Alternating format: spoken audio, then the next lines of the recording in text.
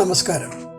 Hema committee റിപ്പോർട്ടിൻ്റെ അടിസ്ഥാനത്തിൽ മലയാള സിനിമയിലെ പലരുടെയും പേരിൽ തുടരെ ആരോപണങ്ങൾ വന്നുകൊണ്ടിരിക്കെ ഏറ്റവും അധികം ആടി ഉലഞ്ഞിരിക്കുന്നത് AMMA അഥവാ അമ്മ എന്ന താരസംഘടനയാണ്. ഇത്തരമൊരു താരസംഘടന സമാനതകളില്ലാത്ത പ്രതിസന്ധികളിൽ എങ്ങനെ പെട്ടുപോയി എന്നതിൻ്റെ നൈതിക, സാമൂഹിക, സാങ്കേതിക പ്രശ്നങ്ങൾ വരുന്ന ആളുകളിൽ ഇതുമായി ബന്ധപ്പെട്ടവർ സമഗ്രമായി പരിശോധിക്കുമെന്ന് പ്രതീക്ഷിക്കാം.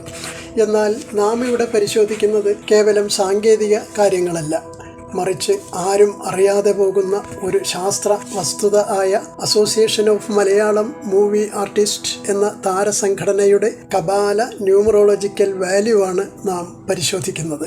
സ്വയം ഒരു മുൾക്കിരീടമായി മാറുന്ന 57 എന്ന കപാല ജീവസംഖ്യയാണ് ഈ താരസംഘടനയുടെ പേരിൽ വൈബ്രേറ്റ് ചെയ്യപ്പെടുന്നത്. ആ പേരിനെ ചുരുക്കി AMMA എന്നാക്കി മാറ്റുമ്പോൾ 55 എന്ന കർമ്മനാശം വരുത്തുന്ന കപാല ചിഹ്നസംഖ്യയാണ് പേരിൽ ചലിക്കപ്പെട്ട് വിധിയായി മാറിയത് എന്ന് കാണാം. ഒരു പേരിനെ എപ്പോഴും ഒരു വിധിയായി, ജീവിത വഴിയായി മാറ്റുന്നത് ആ പേരിൽ അതിനിഗൂഢമായി വൈബ്രേറ്റ് ചെയ്യപ്പെടുന്ന ലൈഫ് നമ്പറാണ്. അത് ഒരു സംയുക്ത സംഖ്യയായിരിക്കും.